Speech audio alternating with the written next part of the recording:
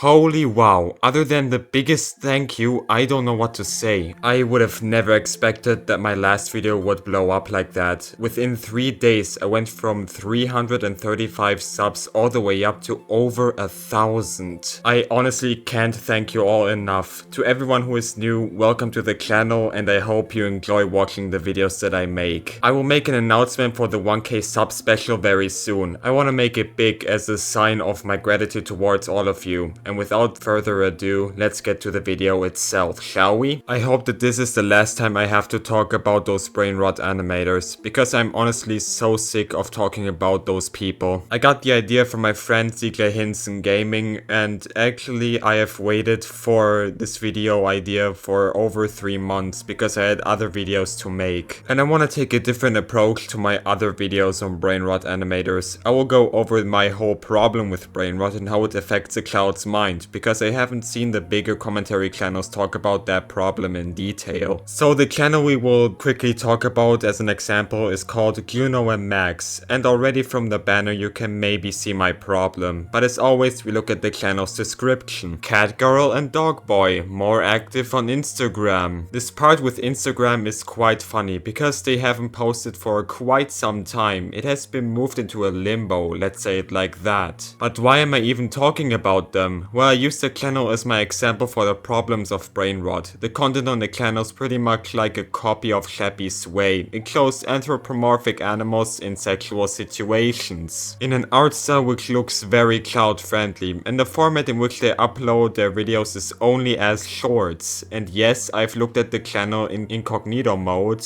and yeah, it doesn't have any age restrictions. And the reason why this channel or Shappy Sway do that is very simple. It isn't that they don't know, they do it because it is much easier to grow your audience just by setting them as not for kids, as well as setting no age restrictions on them, and putting them on YouTube Shorts is also because of a simple reason. It is unfortunately easier to grow as a creator by making YouTube Shorts. You see, YouTube is trying to chase the success from TikTok with Shorts, and Shorts creators are sometimes more rewarded than long form video creators, which honestly makes me sad. And by putting their videos as Shorts, their views skyrocketed and it made their subscribers go up to the point where they could become a part of the YouTube partnership program and they could start monetizing their videos. And due to the videos being put as shorts, it is very likely that many children saw those videos, because many parents really prefer to give their children an iPad with YouTube Shorts on because they don't want to engage with their children, which is somewhat concerning to me, because children seeing such content could lead to many terrible effects on their mind. Many of you probably remember Elsa Gate. For the people who don't know, Elsa Gate was probably YouTube's biggest controversy to date. Back in around 2016 to 2019, you were able to make a ton of money with making YouTube Kids content, and that led to many people making really bad videos on YouTube Kids. And I have to go into detail about what those topics were, because otherwise you wouldn't be able to grasp on how bad things got. We got cheap animations of Elsa, hence the name Elsagate, Spider-Man and other superheroes and Disney characters in highly inappropriate situations, including a lot of fetishy things like inflation or scat. Besides that, there were videos that all out showed child abuse. I will not go into detail what that kinds of abuse were, just the fact alone that such content was allowed to be put up is still a mystery to me. And even besides that, there is one more fact about that whole situation that still makes me shiver just thinking about it. So before all the lawsuits, you could comment on kids content, and some comments on there looked like keyboard mashing, like you would expect on YouTube Kids. But when deciphered through an emulator, people discovered that they were conversations about exploiting children, hinting at a ring of predators on YouTube. The controversy got so big that it even reached the local news, and it was a PR disaster for YouTube. Many large brands pulled their ads from YouTube, which in turn led to YouTube making one of the biggest guideline changes in the history of the platform. Thousands of channels and millions of videos were quickly removed. Comments on kids' videos were also permanently disabled, which was for the best in my opinion. But why am I talking about Elsa Gate? Well, for that we will have to go back to the fetishy aspect, because by now it seems like history is repeating itself. You see, many children who grew up with with that Elsa-gate content have come out and said that they have adapted those fetishes that they saw at a young age. And even before that, in the late 2000s, this content already existed with an animator called Kforia, but going over that in detail will blow the borders of this video completely, so I will just link a video by Raymundo2112. But just to give it TLDR, he was an animator who was active in the late 2000s who made vor content, where many people developed a fetish from being exposed to such content at such a young age. What I'm trying to say here is that every YouTube generation seems to go through such a situation, whether it is Kforia, Elsagate or now Brainrot. Every time it's the exact same thing. Fetishy content gets catered towards children who then adapt those fetishes, which will be part of themselves that most of those kids will regret. I've seen people that say that those fetishes are parts of themselves that they are deeply ashamed of. And I personally cannot help but feel sorry for those people, and I want to warn you all of such content existing. And that isn't even the end of my problems with Brainrot. So let's talk about the Brainrot YouTubers that I will call the lanky box type. You know, the type of YouTuber that has to exaggerate every single reaction they have while making overly frantically edited videos to keep the crowd's attention. I now talk about those YouTubers because it had been proven by psychologists that loud noises and bright colors attract the crowd's mind, and it has a detrimental effect on the crowd's attention span. It has been proven that the crowd's attention span can drastically shorten over time with that oversaturated content, which will for example lead to them performing worse at school. Actual teachers have come forward saying that their students' grades have dropped majorly due to children not being able to pay attention. Due to people like Lankybox or Shappy Sway who will keep on doing their stuff the way they do because all the money just makes them feel good, and to them feeling good is just so much better than doing good. In their mind, feeling good should probably be the only thing that matters. Doesn't matter if they're helping or actually hurting people. Many people in my circle are questioning how YouTube will go down. Many people are saying due to lawsuits or due to advertisers pulling out due to the controversies. Let me get rid of all of those fears. I can probably tell how YouTube will go down. YouTube will bring itself down. That is almost an absolute certainty at this point. And no, I don't mean due to lawsuits. Just the opposite really. YouTube will destroy itself trying to fix itself. Because it's getting more and more apparent that YouTube's attempts to fix the platform are more damaged than anything on YouTube. Back then when I started, I always said that oversexualizing your thumbnails for clicks might be a bad idea. And people were looking at me as if I was crazy. And now we have animated pornography on YouTube. I mean, what would be the problem of such content? You know, except for the increasing sexual content on YouTube which could cause children psychological damage, cause them to fail at school. But to be honest, I think I'm just wasting my breath and making my throat sore for no reason. It's no point anyway. Anything I've just said means nothing to YouTube itself. Just like all the other commentary videos on such Brainrot content, all it amounts to is a grand total of shit. I have learned this over the last years that as long as YouTube can earn money with that content, they won't care. But no, that can't be, because YouTube really